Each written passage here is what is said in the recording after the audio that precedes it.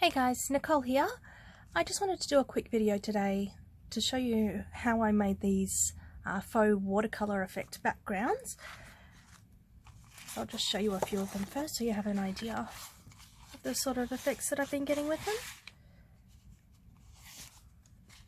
So I know watercolours can be intimidating for a lot of people, but these ones are actually quite easily made with a few things that you probably already have around the house. And we don't actually use watercolours for these ones. So I'm going to show you a couple of different techniques, but one just uses water-based foam ink pads, and the other one, which is something you probably all have around the house, is just using water-based textures. So you'll need your choice of water-based medium. So most kids' textures are water-based and are quite easy to use. You'll want a pump spray bottle, so you'll want one that gives you a relatively fine mist.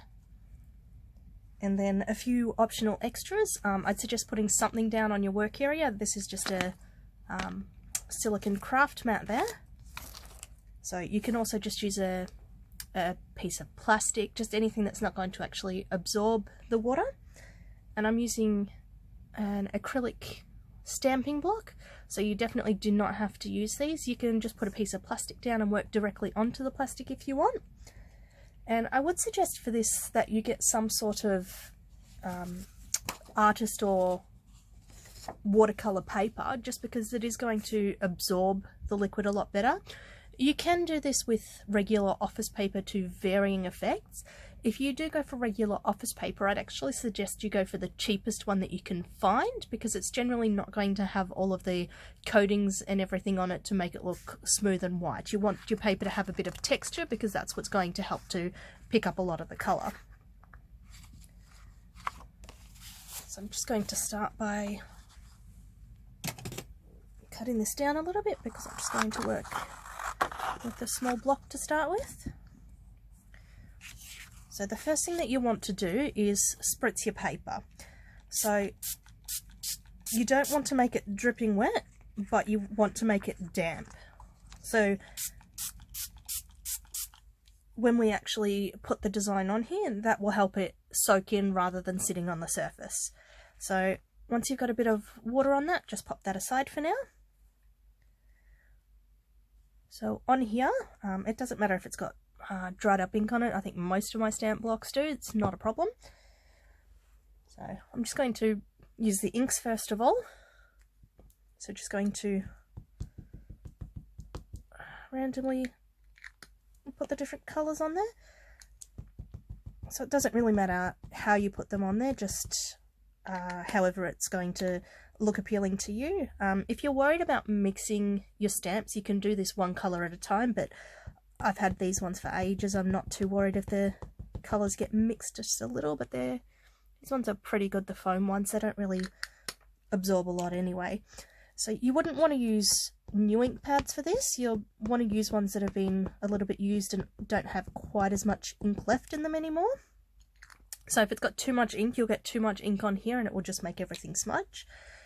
And then we're just going to lightly spritz over that with the water.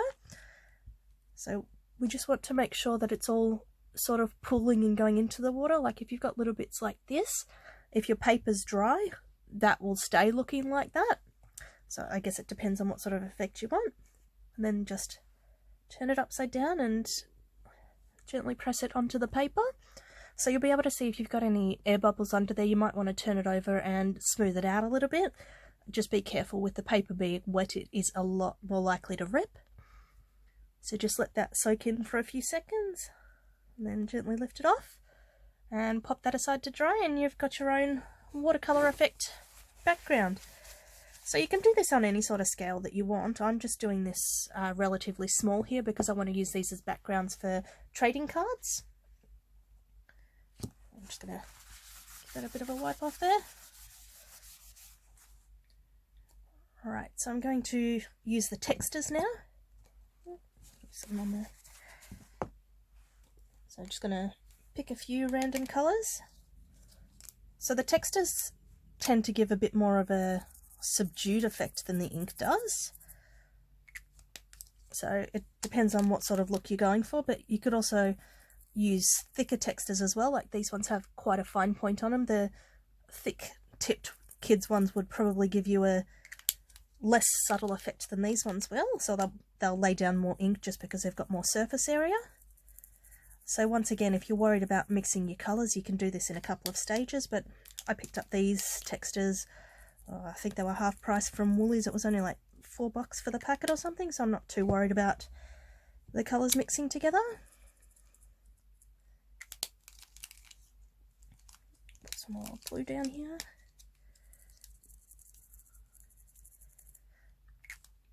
So if you do want to do this on dry paper, if you want to do it, for example, on a page that's already in a journal or something, you'd want to put a bit more water on when you do this. Just keep in mind, especially with textures, they will go everywhere. I definitely recommend having something on your background here. So this one will just mist over a little bit. So just to show you the different effect when it's a bit more dry as well. So just give it a few seconds. Oh, a bit out of frame there.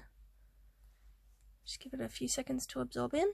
So this will be a bit messy. You can see I've got colour and water everywhere, but that's alright. That's why we've got the mat down. So as you can see, we've got a nice blend of colours there. So I have actually worked quite extensively with watercolours in the past, and I love making these sort of background effects, but doing it this way I just reckon is a lot easier. So if you want to work on a bigger scale, or if you don't have a, what do we get there? Or if you don't have a stamping block, you can actually work directly onto a piece of plastic or silicone. You could even get a silicone like baking sheet if you want. Just don't use it for baking if you've used it for crafts. So just gonna put some directly onto here to show you that. Once again, if you're worried about your ink pads mixing colours, you can do this one at a time if you like. I just don't really care.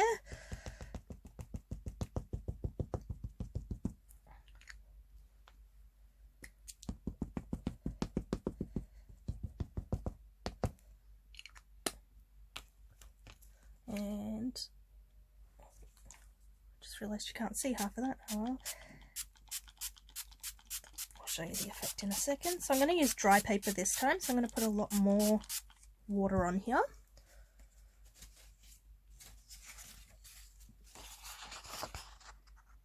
And I always like to lay it from the middle out. Now I don't like to press down on this one because it will make the liquid spread out a lot more and you'll get a lot more smudging. I like to actually let it absorb for a few seconds first. You can see it's starting to actually absorb through this paper, and then I can just gently press down on it. So I'm not rubbing across the top because that will actually shred the paper, even watercolor paper.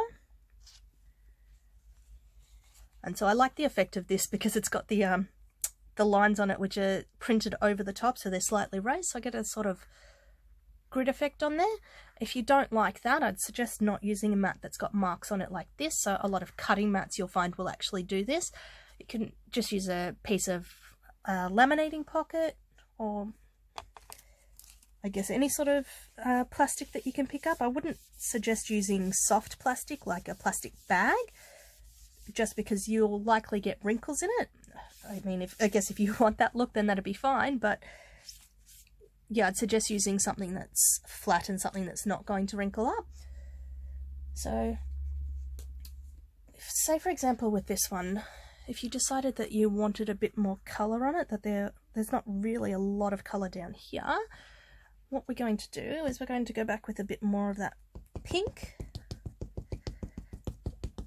So basically you can keep doing as many layers as you want on it. The only thing to keep in mind is that you want to give the paper a bit of a chance to rest in between, because if it gets too wet it will start falling apart. Maybe even a bit more of that lighter blue. So as you can see, I'm not being very precise at all here, just